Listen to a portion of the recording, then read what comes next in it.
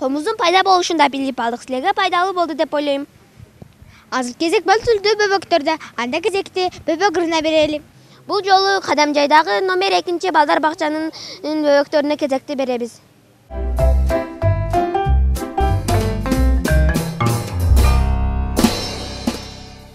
Кадамжай районундагы номер 2 Солнышко балдар бакчасы 1971 жылдан иштеп баштаган. 195 балага ылайыкташкан балдар бакчасында бүгүнкү күндө 218 бала тарбияланат. Жалпысынан бакчада 33 кызматкер эмгектенет. Келечекте мыктыларды жаратууда бакчадагы тарбия баарынан маанилүү. Ошондуктан аталган бала бакчада балдар үчүн жакшы шарттар түзүлүп, алардын тамактануусуна өзгөчө көңүл бөлүнгөн. Мындан сырткары тарбия берүүнүн ар кандай усулдары колдонулуп келет. Анын ичинде балдар жомоктон да тарбия алышат. Жомок айтып берүү балдарды чынчыл, адептүү болууга, бирөөнү алдабоого, чоңдорду сыйлоого, жардам берүүгө үйрөтөт. Бүгүнкү көрсөтүүдө жомокту номер 2 Солнышко балдар бакчасынын тарбиячысы айтып бермекчи. Бүгүн биз жомоктор дүйнөсүндөгү карышкыр жана жети улак жомогун силерге айтып беребиз. Эмесе куун коюп угуп олтургула. Илгери өткөн заманда калың токойдун четинде бир үйдө жети улагы менен эчки жашаптыр. Эчки күнүнө токойго кетчү экен. Токойго кетер алдында балдарына мынтип айтчу экен: балдарым, улактарым, эшикти эч кимге ачпагыла. Токойдо карышкыр жүрөт. Эчки токойго кетет. Чөп жеп, суу ичип, балдарына сүт, чөп алып келгени келет. Келер мезгилинде, келгенде эшикти тыкылдатып, мынтип ырдайт: улактарым, чунактарым, ачкыла эшикти, энеңер келди, сүт алып келди, ачкыла улактарым, балдарым деп.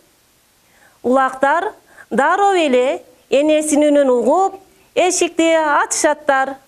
Эчки үйүнө кирип, балдарын тамактантып, кайрадан дагы токойго кетет. Бул учурда карышкыр үйдү көздөй келип, эчкинин ырдап кеткендерин угуп, эшикти тыкылдатып, мынтип ырдайт: улактарым, чунактарым, ачкыла эшикти, мен келдим, сүт алып келдим. Улактары апасы экенине ишенишпей: жок, кет карышкыр, кет, сен биздин энебиз эмессиң, энебиздин үнү назик, ичке, кет карышкыр, кет деп карышкырды айдап жиберишет. Карышкыр каарданып, токойго барып, темир устаны көрүп, темир устага кайрылат: темир уста, менин тишимди курчутуп, үнүмдү ичке кылгын. Эгер ичке кылбасаң, мен сени жеймин дейт. Темир уста айласыздан карышкырдын тишин курчутуп, үнүн ичкертет. Карышкыр үнүн ичкертип жүргөндө эчки үйүнө кайра келет. Эчки үйүнө келип мынтип ырдайт: эшикти тыкылдатып, улактарым, чунактарым, ачкыла эшикти, мен келдим, силерге сүт алып келдим. Желин толгон сүт алып келдим, мүйүзүмө чөп алып келдим. Ачкыла балдарым, ачкыла деп. Улактар энесин билишип, эшикти ачышаттар. Улактар айтат: энеке, сиз кеткенде биздин үйгө карышкыр келди. Сизге окшоп ырдады, жоон үнү менен ырыңызды жаттап алыптыр. Биз энебиз эмессиң, карышкыр, кет, кет деп аны кууп жибердик дешет. Эчки айтат: улактарым, айтканымды уккула, эшикти эч качан ачпагыла. Уктуңарбы, токойдо ач карышкыр жүрөт деп балдарын тамактантып, экинчи күнү кайрадан дагы токойго кетет.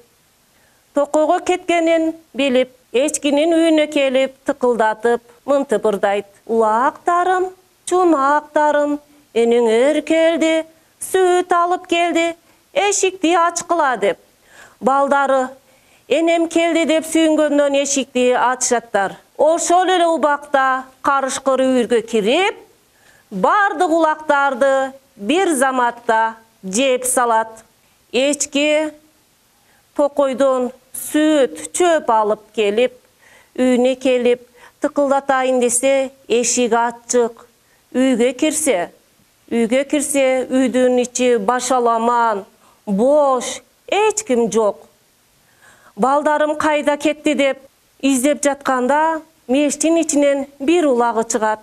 Энеке, мен калдым деп болгон окуяны баарын энесине айтып берет. Энеси ыйлап, бул эмне болгон, эмне үчүн ачтыңар экен деп ыйлай баштайт. Анын кайда кеткенин издеп, карышкырды издеп токойго жөнөйт. Токойго барып, карышкырды таап, карышкырга мынтип ыйлайт. Карышкыр, эмне үчүн менин балдарымды жедиң деп ыйлансырайт. Анда карышкыр, мен жегеним жок сенин карыш балдарыңды.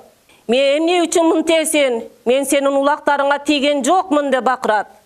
Ошол убакта жинденген эчки мүйүзү менен карышкырдын ичин жарып салат. Ошол убакта карышкырдын ичинен бардык улактары жүгүрүп чыгат. Эчки сүйүнгөндөн балдарын үйүнө алып келип, бактылуу жашап калышкан экен. Балдар, көрдүңөрбү? Силерге жомок жактыбы? Жомок эмнелер жөнүндө болуптур? Карышкыр жана жети улактар жөнүндө болуптур.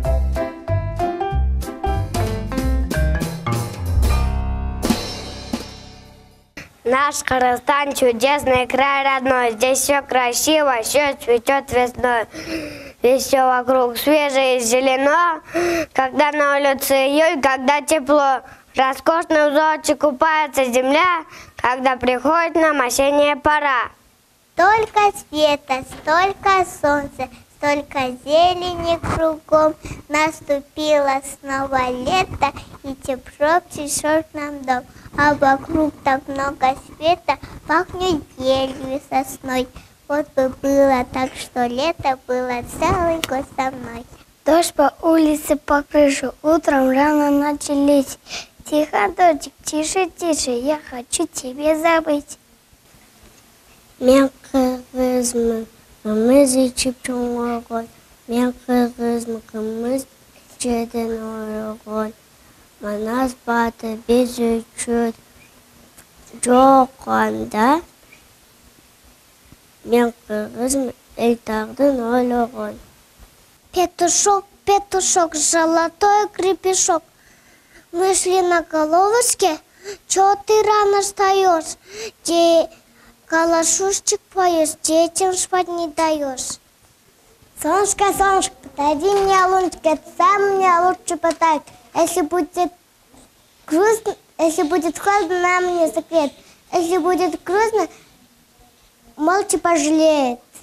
Мен кыргызмын, кыргыз деген жаным бар. Көкіректе намысым барым бар. Астында аттанған жөнге күйіп тұрған жаным бар. По осенней голой сады небо шумят листочек топая, как ты свободна, как ты счастлива, кыргызов древняя земля.